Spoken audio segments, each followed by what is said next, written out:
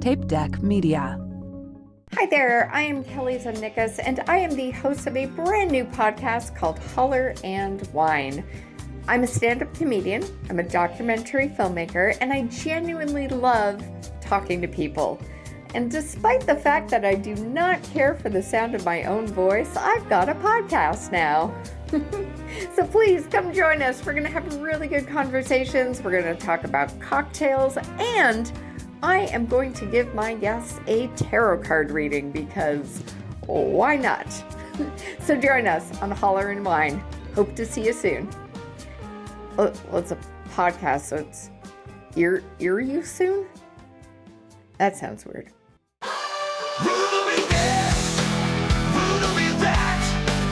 We got the riddles that'll make you chat. Oh yeah, baseline stuff with groove is tight.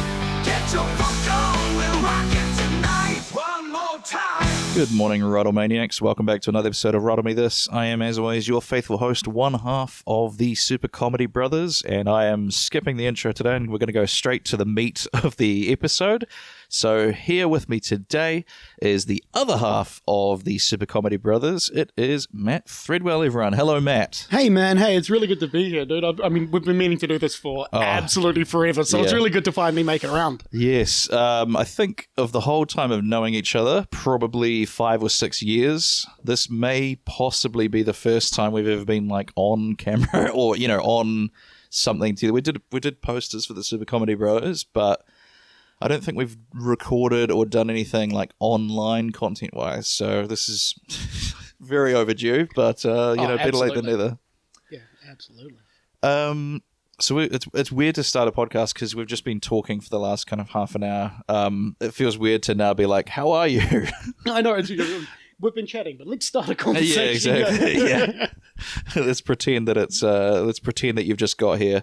That's the kind of, the unspoken rules of podcasting. It's also weird when you end a podcast. You're like, all right, thank you, we'll see you next time, and then they're like, see ya, and then you're just like, all right, that's the end of the podcast. So here we are.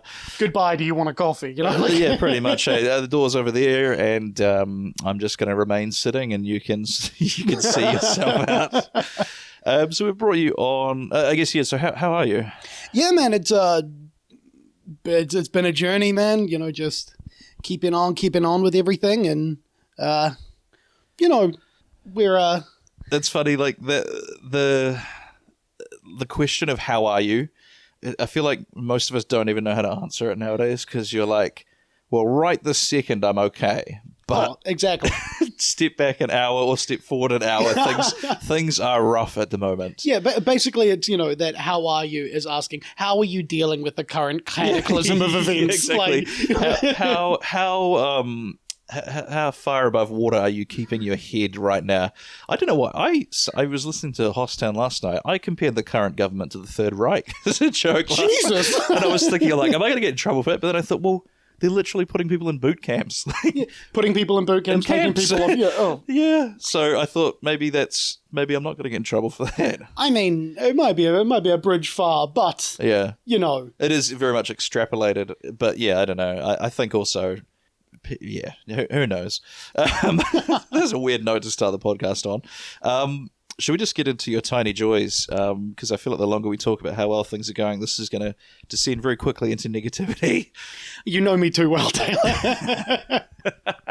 So your first joy that you've got listed here is the playback of, is that Sexy or SXC? It is Sexy. I just written in shorthand. Yeah. It's because you're a man who's got things to do. You can't... Oh, absolutely. Unemployment takes up a lot of time, mate. Don't I know it, buddy?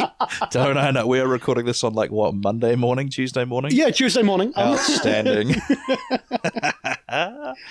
So the first one is like my introduction to the performance space. I was like a musician first. So yes, you were. I was a singer and guitarist. So like, there's still that like aspect of vanity when it comes to like playing music. So sometimes you'll be, to work through a bit of stress, you'll pick up the guitar and have a bit of a noodle, and the vanity aspect means that sometimes you record it. Yeah, yeah. And very, very occasionally you'll be playing and you'll listen back to what you've recorded and you'll just be like, Oh, was that me? Yeah. Was that me? So do you tend, when you play guitar, because I've done several lessons with one, and I think I can play a lot of one string songs, but when you're sort of just jamming, how do you decide what notes to play? Is it just a feeling thing based on kind of muscle memory, or I don't know, to someone who doesn't play music, how do you just like hit random notes and it sounds good? Do you know what I mean? How do you select the notes you're going to play? I know what you mean. I kind of do what is almost a guitarist sin, which is like when I play and noodle around, I go on YouTube and type in backing track in whatever key it is. So for example, D minor is the one I spend a lot of time in. So it'll be like backing track D minor. And that's the rock and roll one, isn't it? Generally speaking, yeah, it's what most rock, because it's, you know, it's a drop tune. I won't bore you with the musicality of it. But it's like you know, if you know what the scale is, you know which notes you can use, because there's only a finite number of notes. Yeah. In general, there's only 12 notes, and 7 of which are in a scale. Yeah. So you can know which notes you can hit, and then like knowing where you can play. Yeah. Then it's just a matter. Then that's when feel comes in, and timing, and all that stuff too. I used to be able to play the D scale. It's like you go through, and the notes kind of get lower or higher or something, don't they? Yeah, okay. So when you're jamming, you just pick like a scale, and then you kind of know what your upper and lower. Oh, okay, that makes sense. Yeah, so like, because every song that you find will be written in like a key. Yeah. So again, for example, D minor, which means that any note that you hit within that D minor scale will fit within the framework of that song. Gotcha. So like, it sounds far more complicated than it really is. It looks. Although having learnt a little bit now, and like watching what the hands are doing, I kind of go, oh yeah, I kind of get. It's not as like, I think if you don't know anything, like previously never had any knowledge or experience, playing guitar looks like really frenetic, and it looks really like absolutely like it looks like it looks almost like your left hand is having a seizure. I totally hear you, but it's like so much of it is just patterns and shapes. Yeah. So like, if you know what your pattern is, if you know what your shape is, then all of a sudden you can start playing those shapes really quickly. Yeah. And you sound like a guitar hero rather than just somebody who's doing a basic shape. Yeah. Do you know, interestingly enough, because you're a Tekken guy, right? You play Tekken? Actually, no. I play lots of games. I'm not really a fighting game guy. Okay. But sorry, go on. Well, so the more I noodle around with guitar, the more I learn that it's actually very similar to learning a Tekken character, because like, if you think about it, all the buttons do things, and with like, let's say you push down, forward, and triangle on the PS2 controller, that'll be different to like just pushing triangle. So in theory, the characters have all these different moves, and it can be really overwhelming when you pick up a new character. But then my guide for learning a new character would be just Google, like, let's say Jin is the main character, like Jin best 10 moves, and then you like check out all those, you have a bit of a mess around with them, and then you think, okay, well, these are all the, you sort of get the muscle memory of like the button combination for each move. And then you play a few matches just using those kind of moves, and then you start to splash out a little bit, and you're just pushing buttons and seeing what happens, like what this and that move were.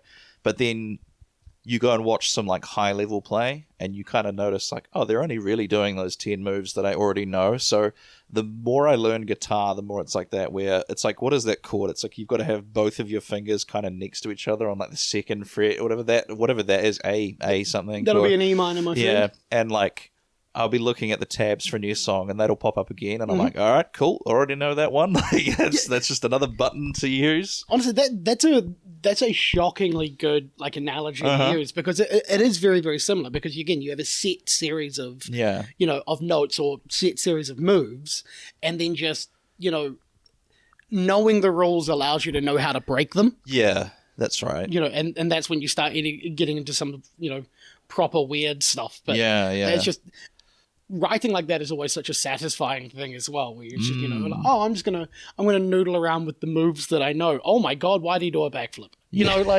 Like you're playing Tony Hawk, those skateboarding games. Absolutely, man. That's it's like, oh, I didn't know I could do that. Like that's a fantastic, you know. I saw a clip this morning on Instagram. It was a move from those old Tony Hawk games where he was kind of like not twerking as such, but he was doing a sort of hip shaking thing. And someone had put the that Nasty Girl song to the back of it, and it suited really well. The move was called like "Oh Yeah" or something as well. Of course it is. Yeah. See, whenever I hear that Nasty Girl, I saw a meme on Instagram not long ago of a guy just doing a Hagrid voice over it. So now every time I hear it, all I can hear in the back of my head is Hagrid. Oh, you've been a nasty girl. Oh no, it's absolutely awful, but it's brilliant. That is funny. We'll talk about this a little bit later on, but I might add to my little questions at the end another one of like which trend or meme are you sick of? So we'll come back to that later. But Super Guitar, are you familiar with a band called Periphery? I am. They're like a gent band, aren't they? What does that mean? Complicated metal. Yeah, well, they refer to themselves as guitar nerds, I think. Yeah, okay, so that is what you mean. Gerard Doherty, who's been on the podcast before, and you've met several times, I think. Yeah, lovely dude. Got nothing but great things to say about him. Love Gerard. He has sent me these documentaries that Periphery make about, like, the making of their albums. And, like, with stand-up being very individual, you know, a lot of it is just you in a room writing just quietly on a notebook, but absolutely watching these guys collaborate, like they'd hire out an apartment somewhere, and because now technology is so good that you can have all the gear to produce music albums just in the living room, whatever. So these documentaries would be like the whole band would be in this little apartment building, and I think that DC or something was where they flew to. And it would be like two guys, you know, one guy's playing a thing on the drums and one guy's doing the guitar, another guy at the computer, and then the other three would just be playing like Super Smash Brothers or something on the TV. And like they took these regular breaks to go and catch Pokemon and Pokemon Go, and like it just seemed like such a fun, like, you know, 2 weeks out of the year, you all fly into the same city, rent like a thing, and just have this cool little. Like you're just with your boys for the 2 weeks, and you're making some great art while you're at it. It's the bit about being in a band I miss the most, if you want me to be honest, is like there is a real sense of camaraderie there. Yeah. Like, you know, it's when you're on the same creative wavelength as a group of individuals, like every single time you hang out and you've just got the idea of making music, or like, you know, it's a blast. You know, the 2 hour practices feel like 40 minutes. It's just like a catch up, like almost like a comics catch up. Like it just goes by like that, right? That's exactly it. And that's why I think, you know, you're bringing up the whole like writing as a comedian is such a different experience. I really, really agree with that. I enjoy the lack of organizational requirement as a comic, because that's the trade-off, isn't it? Yeah, like 'cause all I have to do is organize me now. Yeah, exactly. And, you're not having to balance 4 egos. Exactly, and that's, you know, organizing me is enough of a task in and of itself. You've got 3 to deal with right there on the inside of your own head. That's exactly, you know, it's like, so trying to organize, you know, another guitarist or another, you know, a bass player and a drummer, and you know, it's just everybody has their own lives, and it just gets complicated. Whereas like with stand up, I can just be like, okay, I'm sitting down for an hour today. I'm going to write. Yeah, yeah. I've got a gig tonight. All I need is to be there. Yeah, yeah. Do you have any previous band names that you could share with us? Because I love hearing the names of bands that kind of dissolved or went away or something. Have you got any? I've got 2 that I really like. The first one I joined as a teenager. Like I was still in high school with a bunch of friends, and we thought we would be like ironic and funny with our name. Yeah. So we were a group called Attempted Manslaughter, which we thought was great. Because manslaughter implicitly is when someone has actually died, right? It's manslaughter is like accidental killing. Yeah, that's so cool. like attempted manslaughter is like trying to accidentally kill someone. Oh, and you could do a cool thing with the logo, because you've got that M and then the A. You could almost make it into a triangle. You know, the A sits on top of the M, and we had a guy who was regularly in and out of the band who flitted around with like graphic design stuff, and some of the stuff he had was freaking cool. That's great. And the other one that I was in, which is slightly less funny, was I was. In fact, in Christchurch for the first while I was here, I was in a group called Sunset on Mars. Oh yeah, that's a nice name. We thought so too. Like, and it literally came about because we'd been making music together, myself and my guitarist at the time, Joe, a guy called Joey Thomas. I cannot say enough good things about that man. And we literally were looking for a name because we'd been making a little bit of music together and starting to work out how each other make music. and there was literally that photo on Mars Yeah. of the sun setting behind it, and the color was basically inverted to what a sunset on Earth looks like. So it's a red sky kind of thing. So yeah, it was so in Earth, it's the sort of bluer ground with the red sky. Yeah, yeah. On the sunset, and on Mars it was the exact opposite. Oh, blue sky. So it was like a really blue sky with cool. and it looked really, really cool. Yeah. And Joe said to me, "So what do you think of that?" I was like, "I have no idea what that name means. I love it." Yeah. Like, That's a great name. so we were playing as a group for probably 3 or 4 years. Yeah. And then just it was one of those situations where like it really reinforced the whole going back to the only needing to really organize myself, because Yeah. so Joe ended up like, I think he ended up with a full-time job that didn't allow him to practice as much, and then my drummer went to university, my bass player ended up getting quite ill, like just everything ended up falling apart, but like I still regularly think about that band in particular. Yeah, that's a cool name. I recently experienced this. I don't know if you saw those things I was posting with the what do we reckon gags. So that very much was the thing of like, you could be crippled one week by 3 or 4 people just having like something, they've got like a really bad week at work or something, and then you've got 3 emails from people being like, sorry, you can't really get anything, and you're just like, oh god. So yeah, it's when you have like, I don't want to make it sound like I'm moaning about that, but it's just like, yeah, the reality of managing people is that it feels that you're constantly kind of putting out fires, doesn't it? Oh, absolutely. Like it really is. It's the whole herding cats metaphor, where it's it's very, very difficult to try and sort of shepherd people with individual ideals and goals. Yeah. So I don't think I've ever said this on the podcast, but I saw a sign years ago at a campsite that said something to the effect of like, it was like entry forbidden during. Okay, that's great. Do you want to just hit that little red switch off? Man, I got you. Classic. The heater should keep going. So a little peek behind the curtain there. The heater, if you heard that sound in the background, that was the heater rattling, which is great. It definitely gives me a sense of security. Yeah, that's what you want. Is you want it to sound like something that's spinning really quickly, and something that heats up sounds like it's touching other things inside the mechanism of that. I always like, whenever I'm having a nice sit-down conversation, the undertone of potential explosion. Yeah. Like, So anyway, this band, the campground, the sign said something to the effect of entry forbidden during hours of darkness. And I thought, Hours of Darkness is a pretty cool band name. That sounds pretty tight. it sounds like an Ozzy Osbourne supergroup.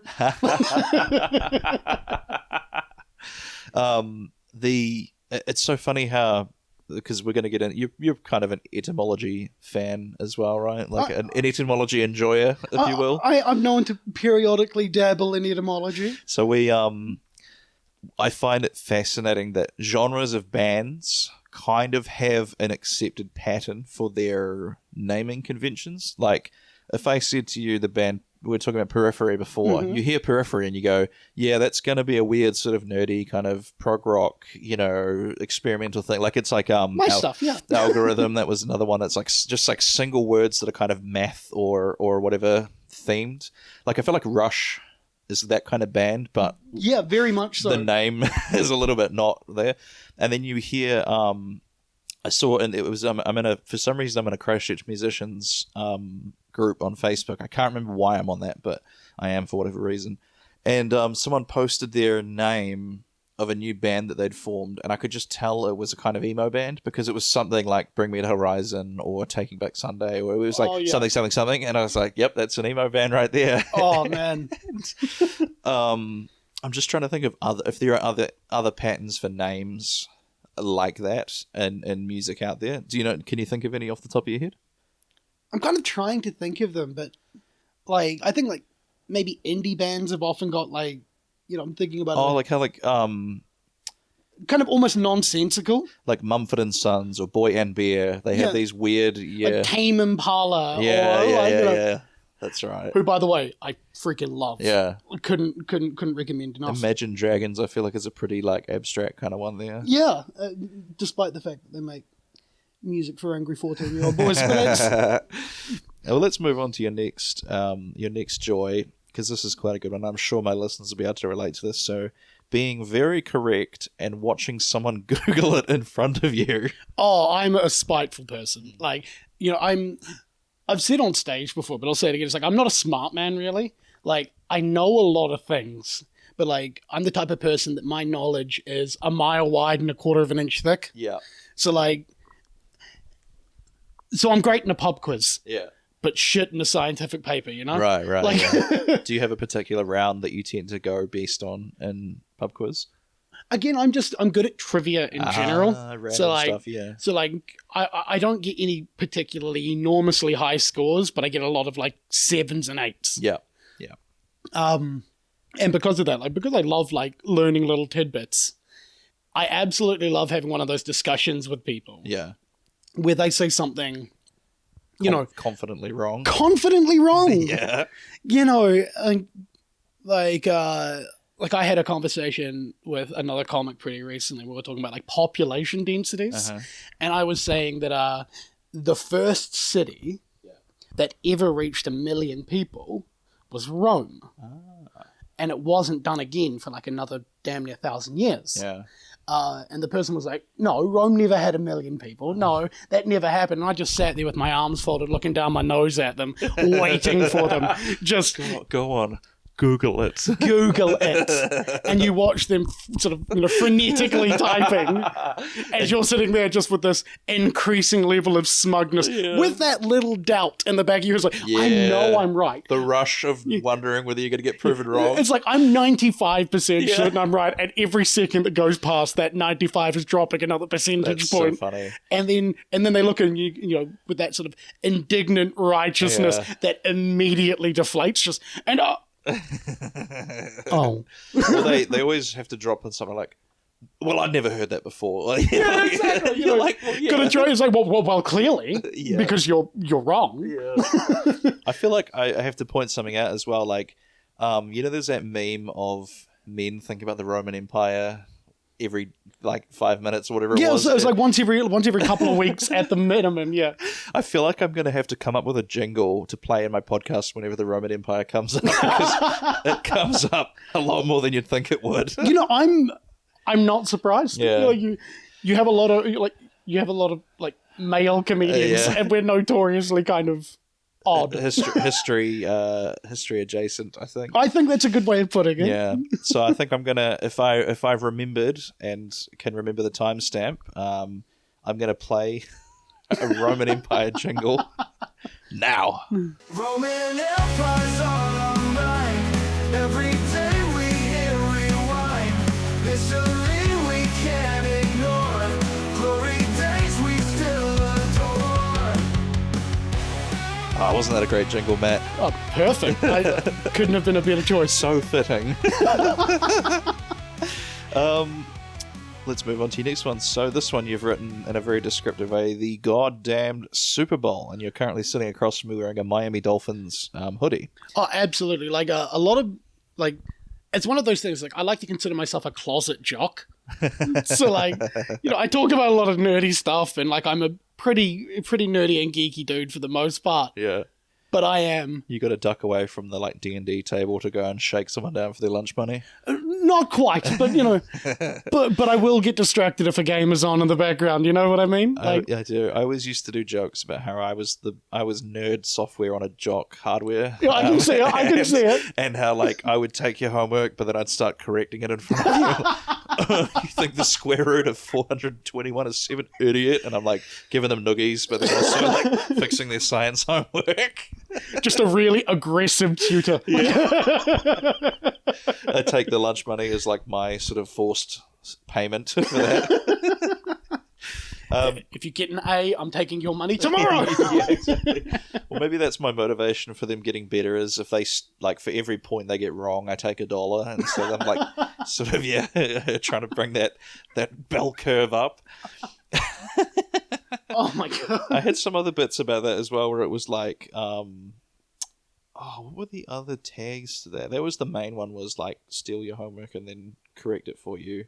But I feel like there might have been something to do with the rugby field, because they were always the jocks, the cool kids at the schools that I went to. Weirdly enough, my second high school, it was actually the drama kids that were like the it crowd, but That's neither here nor That there. is really weird. Yeah. 'Cause I don't know, like, when I was in high school, I was a drama kid. Yeah. And I was not cool. Yeah. I was pretty universally known as that kind of weird dude. You know. A nickname that's very familiar for a lot of us, I'd imagine. I think so. You know, there's a sort of level of social ostracization Yes. that yes, has to occur for you to be a comedian. Yeah. I always, this is a side thing, I always feel like people either go one of two ways with high school. It's like, people are like, it was the most awful experience of my life, or people go, oh, it was incredible. Like I've never felt as good as I did back then, kind of thing. Like, I don't know many people that had like an okay experience. It was either they love it or they hate it. Yeah, very few people are like, oh, it was a passable experience. Like, neither here nor... Wouldn't go back if I had the choice, but yeah. But I didn't dislike... 6 out of 10. 3 stars on Uber. And that's a solid Yelp review right there. Do you remember there was that website that you could rate your teachers, and people would write some of the most horrific, unhinged stuff about people and you're just like, wow, that's... It was a really sort of early precursor for what social media was going to be, wasn't yeah, it? it was. Like, oh, I can anonymously abuse someone. Let's freaking go. You would be someone that remembers life before the internet?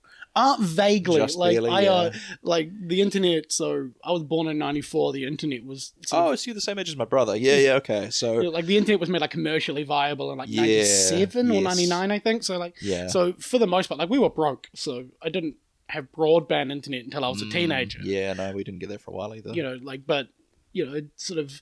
I remember all like the transitional stuff. Like, Yeah. I remember screaming at my mum to get off the phone so I could go on the internet, and vice versa. When someone picks up the phone and it cuts the signal. We're getting off from the Super Bowl, but so I guess just talk to us about why you love the Super Bowl so much. Well, it's I love football, man. Like, I started watching American football as a kid.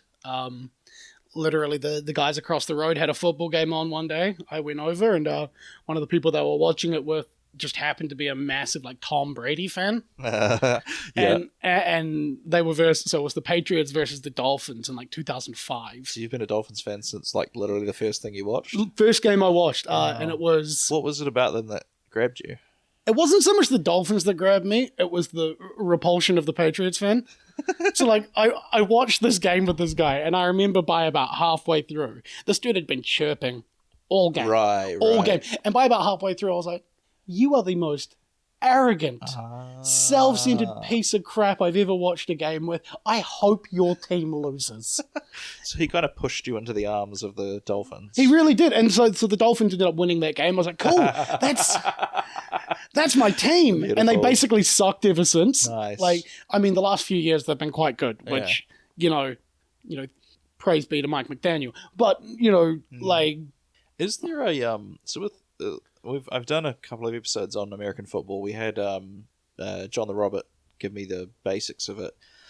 There's a lot of players on a team of American football, and they can kind of switch in and out their whole lineup based on whether they're going offense or defense, right? So generally, there's 53 men on a lineup. Oh my god! But they will be split between. There are 3 phases of football: offense, defense, special teams. So you have, at any given point, you'll have 11 players on the field. So 11 offensive players who are all hyper-specialized at their position. Right. Then 11 defensive players who are, again, all hyper-specialized at their position, and then special teams as well. And then the rest of your lineup is made up of reserves. Right. Or, second, third stringers, or whatever you want to call them. But... Again, it's because of that hyper-specialization. Yeah. It's like the best way to think about football is it is incredibly violent chess. I have heard you use that analogy before. Well, it's why I really like it, because it's like, it's thinking man's combat. Yeah. Because they make plays, right? And the players train to run very specific plays and stuff, don't they? Because there's a meme, I think it's a sound, I don't know which coach it was, but it's a guy who's just like, God damn it, Terrell! Run it again, and like he's angry at I think he throws his hat on the ground or something, and it comes back to that muscle memory thing, isn't it? That these players are just like they tell them what to, like, because I don't even know how to articulate what I'm thinking now, but it's like, are they thinking on the fly when they run these plays, or do they just trust that like the play is gonna work and they don't, like, because if say someone's running at them and they've got to do this very specific move, do they deviate from that, or is it like there will always be like a little bit of movement within the route, but for the most part, the reason that you design a play is so that there'll be your number one read, so your main person who will be receiving the ball. Yeah. If it's a run play, of course, it's going to be your running back. And if it's a pass play, you have multiple potential receivers who can catch the ball. So you'll have your number one option, your number two option, your number three option, your number four. So depending on what the defense is giving you, that's the quarterback's job to decide where the best place to put the ball is. Oh, that makes sense. It's why the quarterback makes so much damn money. Yeah. You know, Are they still not allowed to hit the quarterback? oh, well, I mean, they can hit them. Yeah. It's just... Didn't they change the rules to make it less hard on them or something, right? Yeah, pretty much. Well, it's over the last sort of 10 years or so, the NFL has really pivoted the direction that they were playing. So they used to be a very defensive league. Oh. Now they've, over the last wee while, like same with basketball, they've leaned far more offensive focused. And with it being more offensive focused, your offense can't do much if the way you think about it is like you can have all of the pieces of the gun. Yeah. If the person pulling the trigger has got no aim. Yeah. Like that's right. You're screwed in a duel. Do they have a reserve QB? Oh yeah, they do. Oh, There's generally okay. second and third stringers, but the gap between QB1 and QB2. I just watched the Dolphins preseason. Uh-huh. The gap between QB1 and QB2 is a Really? Grand Canyon-sized gulf. Oh, I love that. So like, if you're a quarterback and you're a good quarterback, you're pretty much set for Right, life. right. Life. Like my quarterback, a guy called Tua Tagovailoa, just got paid over $50 million a year. Wow. Which Do they tend to stick with the same team, or do they jump around a bit? it depends on position. So if you're a very good quarterback, you're going to be signed to a team. They're going to sign you long term, and they're probably going to give you an extension and then another deal. If you are a mid player, Yeah. you'll probably jump around to a bunch of different Yeah, teams. that makes sense. If you're a position like a wide receiver, which they make a lot of money and are very, very, very important to an offense, but a lot of them come through the draft. Their job is to run as far as they can and then catch the ball. And Run the with route and catch the hard balls, and then get smoked by a defensive Yeah. back. Man, some of those tackles that you see are just like, wow. Harrowing, man. Yeah, yeah. And it's one of my, again, like going back to the Super Bowl, every single year I take the Super Bowl off from work if I'm working. Yeah. When is the Super Bowl? It's always on a Monday day. What time of the year? Oh, crap. I think it's like February. Man, we should. I'm going to do this. Well, when you're me, every day is basically a day off work. But, we should, because you and Tim Kelly will probably watch it, right? Yeah, me, Tim Kelly, I often I'll bring one or two pals over. We should coordinate for that. I want to get in on this and watch. Oh, watch mate. with you guys. Always have a couple drinks and a smoke on Super Bowl Monday. Yeah. And I've heard wings and celery sticks is the snack or something, right? I think everyone has their own Super Bowl snacks, but chicken wings are a must. And if those guys are tossed in hot sauce, even better. Yeah, that's right. Well, that sounds like a plan. Let's go to your next tiny joy. That fingerprint's not in my phone sensor. There we go. Number 4, pitching a joke for someone and then watching that joke kill. Oh, so like we've talked a little bit about how we both comics. We Yes, both indeed. obviously love doing comedy. And one of the best things about doing comedy is when you do get the opportunity to have like a writing session with somebody. Yeah.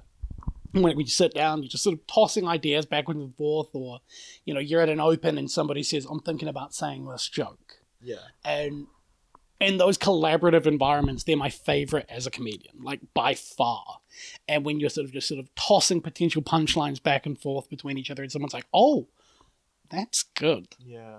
and you sit and take this. Is it okay if I take them? Of course, we're always going to say yes. I never ask. I just say I'm having that. I think you used to ask. Oh, less so nowadays, but like I usually just say I'm having that. It's very interesting. There's two attitudes towards this kind of thing. I've noticed with newbies is like some people hate it, like they don't want anything that wasn't written by them in their set. But then others I think are like you've heard of the phrase looks maxing before. I think we're like, jokes, laughs maxing. I suppose it's like it doesn't matter where it comes from as long as it's not stolen, and if it gets a laugh, then we'll use it, kind of thing. And I think a lot of early beef in stand up is by like these two personality types clashing, because like to the laughs maxer, to them it's being polite to suggest ideas to people. Yeah. And then to the other type, I don't know what you would call that, like I don't know. I don't have a distinctive word for that, but to the other personality type, it's kind of like being pushy and rude and trying to like make them do. They see it as like making you try to do them, making them try to do stand up like you do stand up, and they don't like that. I get that. Yeah, it's interesting. I also think that like that particular attitude also comes down to how you like to behave in a green room, because I find that people who are willing to collaboratively work, all of a sudden everybody gets better. As much as it feels like an incredibly competitive industry, because it is, the best shows are always collaborative. Yeah, for sure. When everybody is building on everyone else's success, and like the better that we all get, we're still in a very much a burgeoning scene. Like it's very, very it's still pretty fresh. Yeah, so like, for sure. So if we're all willing to cultivate that together, absolutely. That's like, so I think that like I understand the individualist approach. I do. But I also think that there are ways to take people's punchlines, like when you are tossing it around, and still adding your own twist, still adding your own sort of like verbiage to it. For sure, yeah. So that like it is still your idea. Yeah, sometimes it doesn't feel quite right the way they give it to you. Yeah, I get that for sure. It's like when you do have one of those collaborative environments and you're just sort of tossing jokes around, you see someone like, I think that we were doing the Fat Jesus bit. I was just going to ask you if you were there for that. Yeah, like the Fat Jesus. We were sitting backstage at the Austin Club, and we were just sort of like... I'm growing my hair out as well, so I'm going to be able to do that bit soon. Oh, mate, like you are a year away from being proper Fat Jesus. I can't wait. To the listeners, that's not an insult at all. It was a bit that I used to do. Well, I still bring it out every now and then. I'll say I used to have long hair and used to wear a robe all the time, so my friend said I look like Fat Jesus, and I was emceeing that night, wasn't I? And in between me ducking back in between acts, we were coming up with new ones, and then I would come out at the end of the last act and be like, I've got a few more. And like the audience, I think, were just like, how are they still writing? Or I think they probably thought I was coming out with them, but there was some, like, my favorite one of that was the, I think it was Tim Kelly gave me it. He said 3 wise Uber Eats drivers at the end when I was born. It's like one of my favorite jokes. But again, like in those instances where we were popping jokes backward and forth, and you went out and like every time the jokes landed, all of us had a sense of accomplishment. Smiling. Just like, oh, that was great. That was brilliant. That is satisfying, isn't it? Yeah. So it's one of those things. It's like that's the sort of reason that we join like the scene for. Is like it makes you feel more like an actual comic. Yeah, for sure. And it's interesting. The longer I go into stand up, the more I learn that, like, because this could be a good time to talk about this. Should I name names? I won't name names, but I'll just say, like, I recently learned that someone that I looked at as like being in with like cliques was talking about how they felt like they didn't fit in with certain cliques in like stand up. And I have had this interesting thought process where I've been thinking about, like, I wonder how much of that is just up in our own head and that, like, we all think that we're not in, like, X, Y, and Z cliques, but, like, in actuality, it's not like you're excluded. It's just, like, so they're not even thinking about you. Do you know what I mean? Like, that's the kind of... Absolutely. And so that's why I think it's cool to do these little collaborative things like that, because it's almost like you're on the same team all of a sudden, and you're knocking down those like sort of imaginary walls. That's exactly it. And I think like that's sort of vaguely what I was driving toward. Like, because like, you're right, because I've met so many other comics, with just so many other people who are just like, I don't know, like, I feel like, does it, like, the question you get is, does everybody hate me? And it's like, and the response is generally, no. Yeah. Like, if you are not actively antagonizing people, No. It's like in stand-up, if everyone hates you, you will know. Like, it's not a maybe thing. People aren't shy when they don't like someone. We are a blunt group of people. Yeah. We stand up on stage and say ridiculous things Yeah. for the thrill of it. Yeah. We're not afraid to say, you're being a dick. And no, I thought I had something to say. So we'll yeah, that pretty much encapsulates that quite well. So number 5, of your final tiny joy, is being quote-unquote trapped in a warm bed by the partner and the cat. I think this is something we kind of bonded over, is that we're both cat dads, I think. Right? Absolutely. Yeah. Absolutely. Like, again, it's another one of those things, like my background on my phone has been a picture of my cat for the last 4.5 years.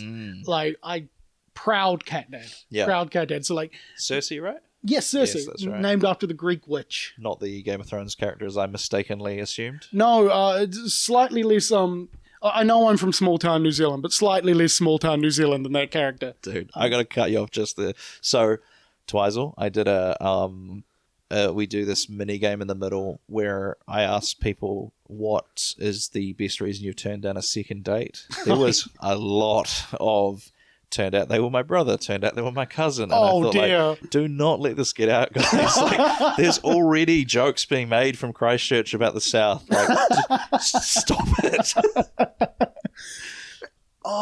Their attitude to it was so funny. They were kind of just shrugging. They're like, small town. Like, fine. You're all rich. You live in Twizel. What's the problem? But sorry, please keep going. Less I mean, that's a very Habsburg problem you're bringing up there. Like, oh, dear. so, like, it's like proud cat dad. So, like, for me, like, there's nothing, like, more joyous than, say, like, there've been a few times like where I've had a gig that's gone quite late the night before, and then I've woken up slow the following morning, and it's like 4 or 5 degrees outside, and it's miserable, and it's overcast, and you wake up, and the cat is curled up on your chest. The partner is next to you. She's scrolling through Doom scrolling through TikTok. And there's actually a new band up in Auckland that are called Doom Scroll, and like their logo is like a medieval scroll with Doom Scroll. How good! That is such a great name. I'm struggling. It's Amy Thorne's boyfriend, Scott Bennett, I think is his name. I apologize if I got that wrong, but yeah, Doom Scroll, fantastic name for a band. That is such a good name. I definitely have to check them out. Yes. Just the name has got me excited to listen. So good. Man, that is a great band name. It is. But yeah, like, there's very little, like, in those moments where it's freezing and the bed is not, and you're like, oh no, I'm trapped. Oh you dear. weakly try to get up, and then you get the activation noise from the cat as you move. It's like, oh no, I'm sorry. Oh, I guess I'm just gonna have to stay here. Yeah. What a curse. Is your cat is obviously fine with sitting on laps and chests and stuff? Yes and no. Yeah. Very They're quite fickle, aren't they? Such a selective animal. Like, Yes. where there'll be some days where, she's incredibly skitsy. So if there's any noise whatsoever, I've actually got a recent gone. picture of my boy. I'll show him. He's looking pretty knackered now. I saw him the other day. I think he's on his last legs, unfortunately, but has not stopped the veracity of his meowing. He loves a meow. But yeah, so I guess it takes very special circumstances for her to sit on you, kind of thing. Mostly when I'm unconscious, to be honest with you. Which doesn't make sense because I toss and turn. Yeah, I suppose so. It's my boy Henry, he never not Henry Hickman the comedian. My cat is also called Henry. No, I can't imagine Henry curling up on the end of your bed now that you mention it. He is a loyal friend. He was an interesting one. You could pick him up okay, but he would never sit on your lap and would never like lie down on you. And if he was sleeping on the same bed as you, he would be as far as he possibly could, right on the corner of the bed. Yep. Yeah, very interesting cat moves. I think it's because he was a street cat, and so he's got that kind of like he's just gotten out of prison. That people can't reintegrate to society.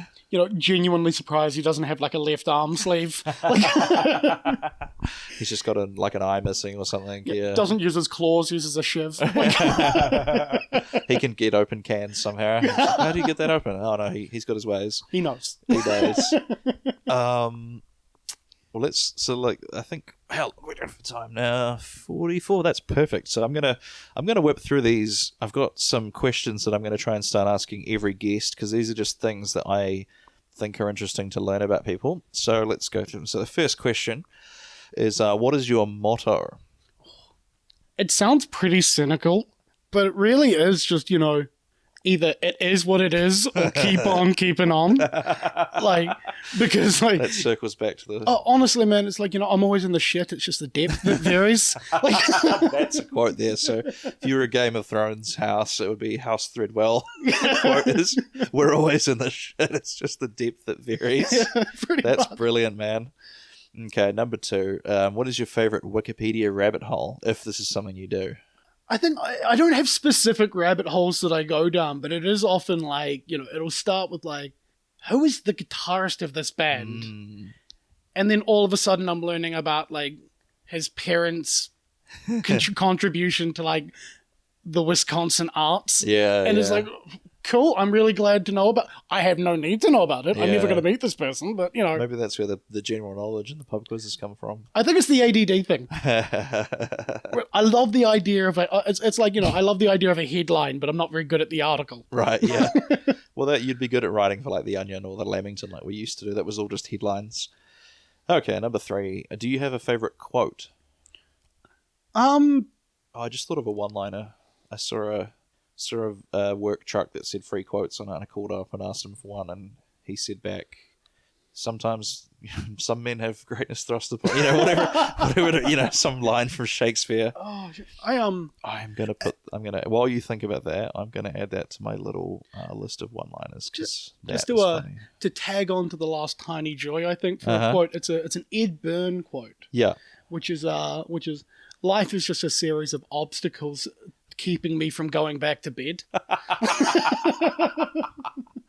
I was thinking about this the other day. I'm trying to write a stand-up bit about how I understand why it's happened, because people use the phrase like I'm uncomfortable with, and like generally it's when they want somebody or something to stop doing something, they'll say like that makes me uncomfortable, whatever. And just from the etymology point of view, I'm always kind of like, so what? Do you know how many times a day I'm comfortable? Twice. That's when I'm just about to get out of bed, and then when I finally get back to bed, every other moment of my existence is uncomfortable. Just vaguely sweaty. I'm tired, I'm out of breath. The place has got stairs, and I'm like, oh, God. Do you know what I mean? Like, I know exactly what you mean, man. That's the issue, and like, because I want to get this out there. Like, I'm very left-wing, but sometimes etymology, it's like my autism takes over my political leanings sometimes, and they'll say something like something can never be funny, and I'm like, don't use the word never, because what you mean is like 99% of the time it's not because funny. There's always a good one. Because I've heard some about whatever that's made me laugh. So yeah, my the autism takes over a little bit there. But that quote by Ed Byrne is fantastic. Do you know, you'll be able to relate to this, I think, if you're kind of in our age range of sort of, we're millennials, we're, adults, but don't really feel like it, is like... Adults with Lego, yeah. You know those weeks where you think to yourself, like, I just have to suffer through this, and then I don't have to worry about it again. You know what I mean? Like, that's... and then inevitably another week like that comes along. Immediately afterwards.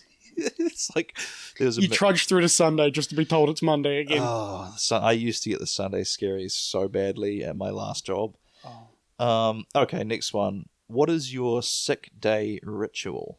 Sick day ritual. Do you have any particular thing you do when you're sick? I can give you my example if you want. Yeah, please. So for what I love is this stemmed from a time that I was staying over it, because I moved from Dunsandel, which is my hometown, to Christchurch, and so it was quite a drive. It's about an hour or something, and so my best friend and I would occasionally spend like a couple of weeks staying with each other, back and forth. And I got sick during one of these, and so he kind of just left me to my own devices in the living room. I think he was playing on the computer or something, and I had Kangaroo Jack, the movie. It was on the TV. But I was on the couch lying down, but I was facing away from the TV. So I just had like the audio like in my ears. And for some reason, that's stuck in my head is like, this is what we do when you're feeling sick, is you put something on the TV and then don't watch it. You just have it on in the background. I have a similar experience where it's please. like where it wasn't the audio, but there was like a mirror on the wall, and the angle that I would lay when I got comfortable, I could watch the TV in the mirror.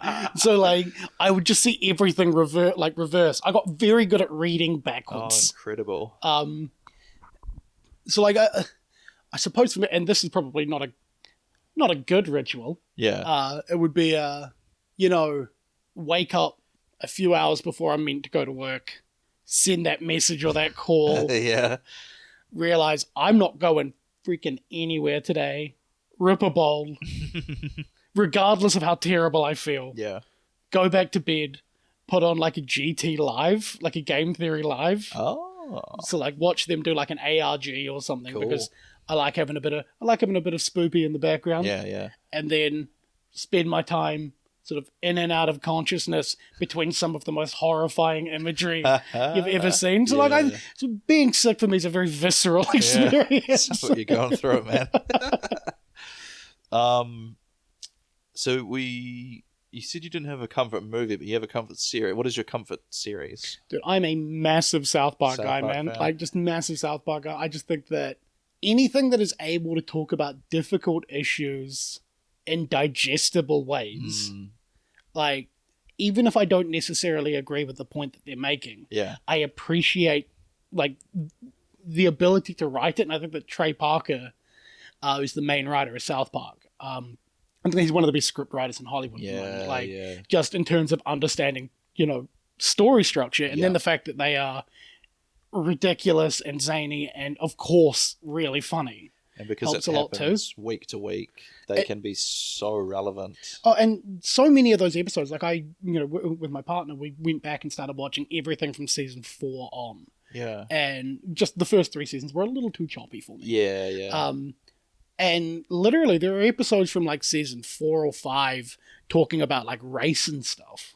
That are still relevant today. Yeah, like shockingly relevant. And you're like, you're watching and you're thinking, oh God, this is a South Park episode from 2001.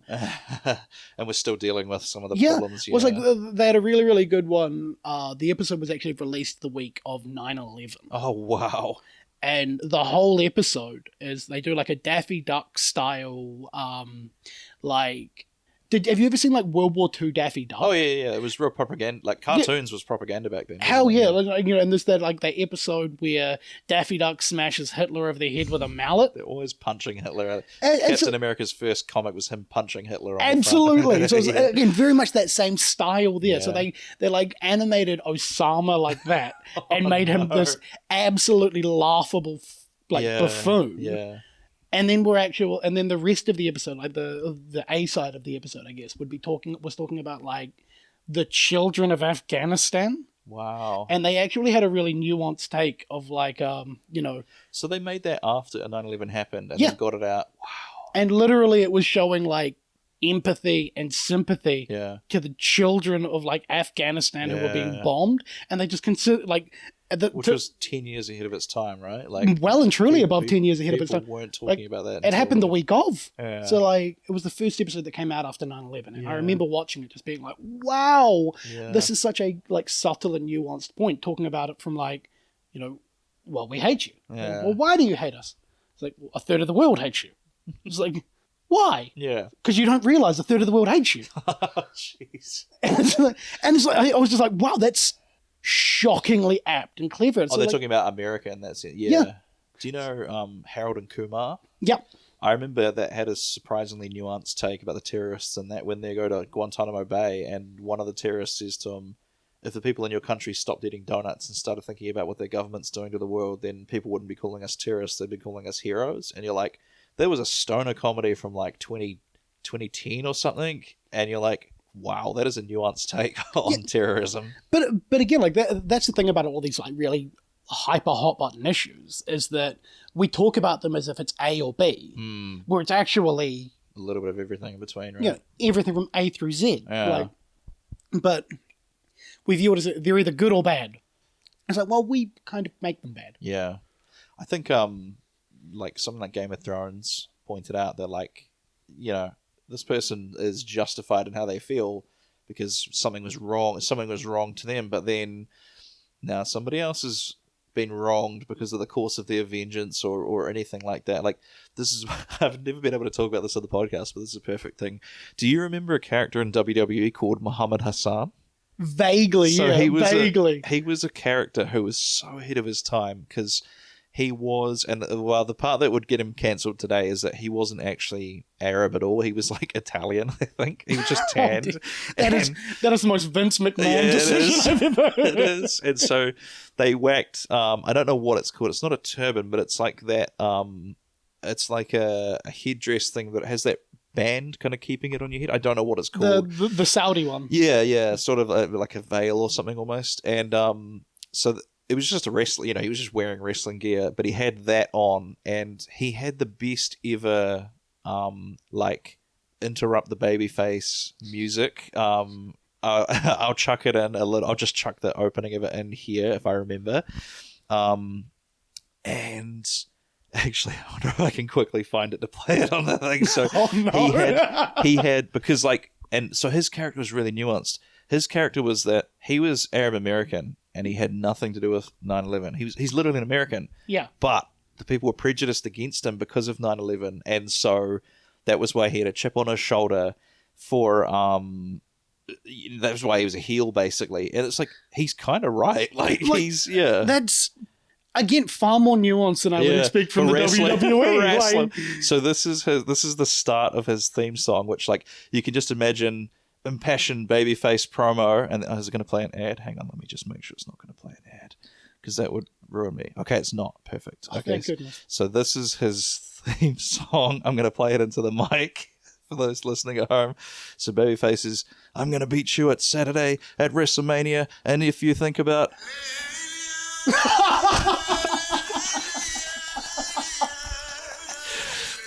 and you could just picture the white Americans sphincters clenching as this plays, and big chorus of boos. Oh, that is fantastic. So that's one of my favorite theme songs because that chanting at the start is so good.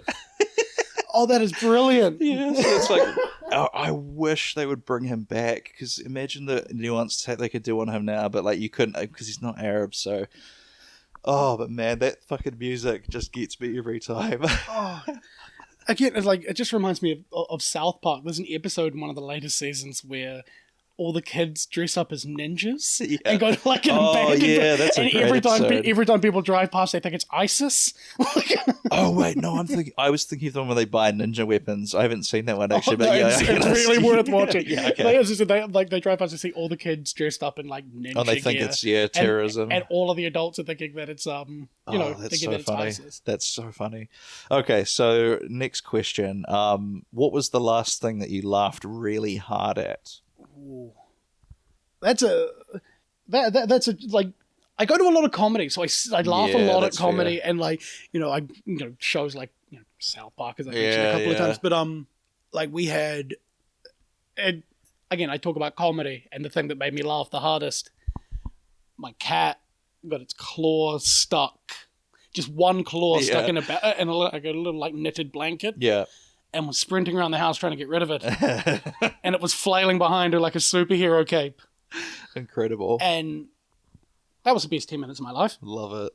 They really panic when that happens. And it's wonderful. Yeah. Because I know the panic. And all they have to do is just clench their little paw a tiny bit and the claw... Shake it off, buddy. Shake it off. The claw will come out. Okay, so what's your favourite struggle meal?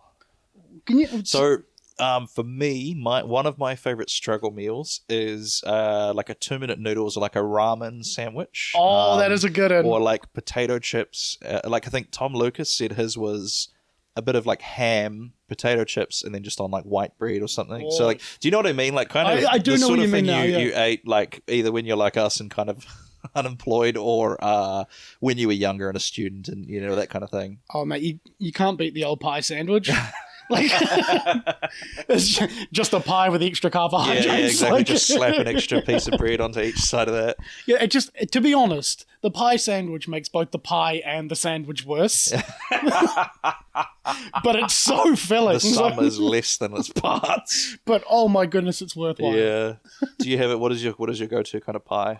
Or see, I'm a mince and cheese man. Mm-hmm. Though I do like increasingly we're getting those like weird flavored pies now. So like we're getting like butter chicken, salmon pies. So, okay, that would be a bit much for me. You know, I'm not quite bougie enough to be like, you know what, this pie needs salmon. The joke I always used to do, well, I tried to get this to work, but it never quite did, is as I was talking about how pies have become gentrified, and now you've got like, back when I was a kid, it used to be steak or steak and cheese, and like that was the fact that people were like, oh, I don't know if I trust that. But now, a bit fancy for me, mate. Exactly. Now you've got like the one that I use is pulled spider monkey and artichokes. It's not a real pie. Okay, thank God. That's me. You know, everything's pulled pork, whatever. Yeah. Spider monkey was just the weirdest. Oh, like chicken cranberry and brie Yeah, pie. yeah. Like, okay, apparently, I still need to eventually make it out to the Fairley Bakery and try, because that's weirdly enough not in Fairley, it's in Oxford, which is just that is odd. baffling. Darfield has a very, very good bakery as well. Awesome. Like, very good. Very good. Okay. What lives rent free inside your head? You know that stupid meme that's going around of the freaking dancing wolf? Yes, I know the one who's got like long, like skinny arms. Yeah. Yeah, I love that one. Ich den Lied. Like the one that's in like German or something. Yeah. And it's the amount of times I'll just be sitting there and I'll just be, I don't know, like playing a game or like, like playing through like CK3 or something that's just requires almost less brain power. Yeah. And then just in the background, I've just got this wolf dancing in my head. Ooh, no. Yeah. I love it. Okay, so I guess that could be the next question was favorite meme. Is it a meme, I guess? It's not It is, but it's not my favorite. What is your favorite meme? Oh, my favorite meme. I don't know if I have a favorite meme. I spend a lot of time on memes. Yeah. I'm a big fan of like absurdism. Mm. So like I like shit that just doesn't really make sense. Yeah, I'm with you there. Okay. Final question for this list. What are you watching right now? So this is a TV show or a movie, or maybe you could even be like an album that you want to recommend. Just something to recommend to the listeners. Right on with this. Over the last wee while, I got really into Attack on Titan with my partner. Wow, yeah, that's right. Okay, yeah. I always forget you're an anime guy as well. You dabble. Yeah, I dabble. Like if I know that an anime is going to be good, I'll watch it. So like I started with like Death Note, and then that doesn't surprise me at all. I'm very much my sort of show. Yeah. So it was like Death Note, then it was like Tokyo Ghoul. Yeah. Which end of the first series is my favorite episode of an anime ever. Oh. Yeah, the Marie Antoinette effect. That's an anime? Yeah. Oh, So wow. the Marie Antoinette effect is actually just something that happens to the character in Tokyo Ghoul. Gotcha. Whereas here it goes like white. Oh yeah, Which is like it's meant to be like a crazy stress-based phenomenon. Yes. Yeah, I've heard that can happen. Apparently to Theon in Game of Thrones as well. Oh, His right. hair goes grey because of the Marie Antoinette effect. Yeah. So it started there, and then my partner was like, we need to really get into something that's not just going to be A shonen battle anime. yeah, or another week and a half watching South Park again. Yeah. So we're like, okay, cool. We'll chuck on Attack on Titan. It's like I know it's good. Yeah. Because I'd seen the first season Yeah. before I started watching with her. What is if you could give maybe the listeners out there that aren't massive anime fans, actually I just checked the downloads of this podcast. We had 92 downloads from Japan. Oh. last night. So I don't know whether that was one person that downloaded the whole catalog. But I think that might have been spurred on by my last episode, which at the time of this recording was Memories of Japan. So maybe someone was Googling Japan and went, oh, yep, cool. But for the most part, I think the listeners are not anime watchers. Could you give like a little elevator pitch as to what Attack on Titan is about? Because it is. It's heavy. Woo, it is It's out there. heavy. Yeah. Without spoilers, spoilers, if possible. I'm sort of trying to think about doing it without spoilers. Yeah. But in saying that, by the end of the first episode, people are getting eaten. So it's pretty wild. So it's probably the bleakest anime show I've ever watched. It is up there, eh? And it is incredibly cynical with its with its view. Like, one of the characters has a conversation. It's like, when do you think that we'll be done with war? And the response was, when our numbers are 1 or fewer. Wow. Which, you know, is fairly cynical. That is heavy, yeah. And it's all about, like, you know, the psyche of being entrenched by an enemy, basically. So the whole concept is that there is these giant monsters outside, humanoid monsters called Titans outside of the walls that all of humanity is in. And it's all about them basically fighting back against them and then learning more about where they came from and who they are, and just don't get attached to anyone or any idea because things change very fast. Do you know, I think that show kind of blew up around the same time Game of Thrones did, because I was working at Hell Pizza. I forget what year that was, but one of my coworkers actually was asking me if I'd seen Attack on Titan, and it was around that same time that Game of Thrones was starting. I don't think they'd had the Red Wedding yet, but I think that show popped at a time that people were particularly bloodthirsty because of things like the Red Wedding and Ned Stark getting his head cut off and everything like that. That actually does make sense, because I remember being recommended Attack on Titan about that time as well. Yeah. And the advice that I was given was, if you don't like how often they kill off characters in Game of Thrones, don't watch Attack on Titan, because nobody is safe. I remember when did I move to Japan? I was there in 2012? 14 is when I went. And I just did an episode 2014. And it was right in the swing of Attack on Titan fever, because there was literally a building in the city centre. It was called Tenjin. That was like the suburb, I guess. Yep. It had the big red Titan, like crawling up the side of the building. It was a big vinyl. Awesome. So that was cool, yeah. And why did I bring that up just now? Attack on Titan. Bother. I had a point to that. I did have a point. Never mind, it's gone. I've lost my train of thought on that one. One more thing I was going to say. Oh, that's what I was going to say. So, what I find wild is, like, you think back to when Attack on Titan started, and it was around that kind of 2010, 2011 thing. And, like, 14 years later now, it's, like, just kind of finished last year, I think. Yeah. It's actually mad to think how long some of these series were going before they kind of popped. Like, I remember reading somewhere that, like, the battle with Frieza and Goku ended in, like, 97 or something like that. What? Which, yeah, like, we didn't get it for, like, another 5-6 years on TV here. And so, yeah, I remember just being shocked. Like, that had already happened by the time I was, like, in middle school. Like, what the fuck? Yeah, that is an insane thought, because that was, like, the peak of my childhood. Yeah. I remember everyone running home to watch Dragon Ball Z. I used to get so stroppy if my mum had to take us out somewhere afterwards. Like, but you're late, and now I'm not going to be able to watch Frieza. Yeah. Because some of those fights were awesome. Like, that's a series that always is going to be near and dear to my heart. Yeah. Just like every boy born in the 90s. Like, I grew up watching Dragon Ball and Pokemon. Right. And that's right. There's one thing I can recommend to people, and even yourself if there's something you fancy, but if you go to YouTube and Google, like, I think it's called something like Dragon Ball Z Vegeta Saga, or Saiyan Saga, but it's a feature length, and it's someone who's edited, like, that whole block into about an hour and a half or 2 hours. Oh, that would be great. It's like, what's cool about it is that it keeps in some of the filler stuff, because I think Dragon Ball Kai was like a remastered thing they did where they cut out a lot of the filler. But if you grew up, it's the perfect thing to watch.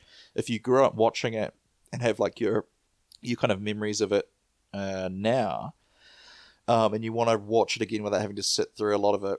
So like, it doesn't cut out all the filler. Like, you still see quite a bit of like Gohan training with the dinosaur in the wild, which I think was cut in Kai. Fantastic. And so like, but then they also chuck like they do some like montage bits where they're using like Rise Against and Linkin Park and stuff like that. So that's sort of throwing back to that like anime music video era of YouTube. Oh, those like OMV things. Yes, like, yeah. God, the amount that I remember from like Crisis Core. Oh, with yeah, like shit. Breaking Benjamin as the music. Yep. Like, back in the early days of YouTube. Like I can hear it now, yeah. Oh, so can I. Fantastic. Incredible. Well, let's wrap this up. We've gone just over an hour, so that's basically the perfect amount of time. Let's get the plugs in. So how do the people find you on social media? So you can find me on Facebook at Matt Threadwell Comedian, or you can find me on Instagram, just Matt Threadwell, all one word. And those 3 T's in the middle do look a bit odd, but I kick about, man. I kick about. If you go to a comedy show in Christchurch, there's like a 50% chance I'll be on it. You'll probably be on it, yeah. Yeah, I'm. It's the only thing I have going in my life at the moment. It do be like that sometimes, doesn't it? No, do what you love and you'll never work a day in your life. Absolutely. So yeah, go and give Matt a follow. Some good content up there always. As for me, always Taylor Ruddle Comedy on all the platforms. What is the main one? Go to YouTube. That's my main one. Taylor Ruddle Comedy on that. Posting some good stuff there. I've got a new little short form series that I'm thinking about, where I'm going to say 2 one-liners and ask the viewer to decide which one's better, and I might start kind of ranking them and I'm sort of putting together the idea of doing a one-liner show called Taylor Ruddle Punisher, PUN-ISHER. Please tell me you have the skull with like a microphone. Well, I'm thinking what I'm going to do is get maybe like have me holding bananas as guns on the poster. Oh, and hell yeah. Maybe the skull on the thing will be made out of bananas or something. I'm not quite sure how I'm going to do that yet, but I think that will be fun. And yeah, so go and follow me on TikTok and YouTube to see those and let me know which ones are the funniest. As always, please give us a review on the app store of your choosing. It helps us get in the charts. We've started charting in Ireland now. So initially it was just New Zealand. We were in the New Zealand comedy interview charts. But as of like a couple of weeks ago, I've started charting in the Ireland comedy interview charts. Fantastic. So today Ireland, tomorrow the world, the Ruddle Me This Army. So thank you, Matt, for joining me, my friend. I'm sure we'll bring you back to have a chat now that I've got this delightful in-person setup. Oh, thank you so much for having me, man. It's been a blast. Cool. Thank you for listening to Ruddle Me This. Don't forget to hit subscribe and leave me a review on your favorite podcast platform. You can find me on social media at Taylor Ruddle Comedy on all the major platforms. You can also join patreon.com/Taylor Ruddle Comedy for free, which gets you access to all sorts of extras and behind the scenes content, as well as allows you to communicate directly with me and let me know what you think of the show. Tune in again next Monday for another episode of Ruddle Me This, and until then, Ruddle her out.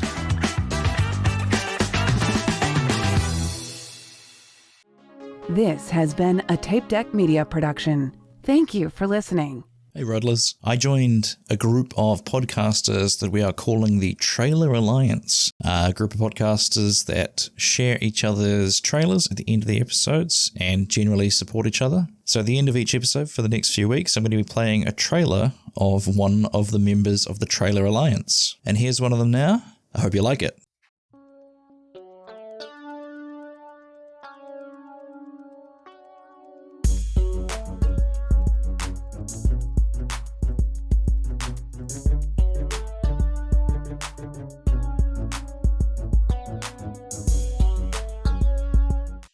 What's up, everyone? This is JJ. Listen, I'm always wanting to try to engage with you all, but some of you are still so shy. Please don't be shy. I'm not going to bite.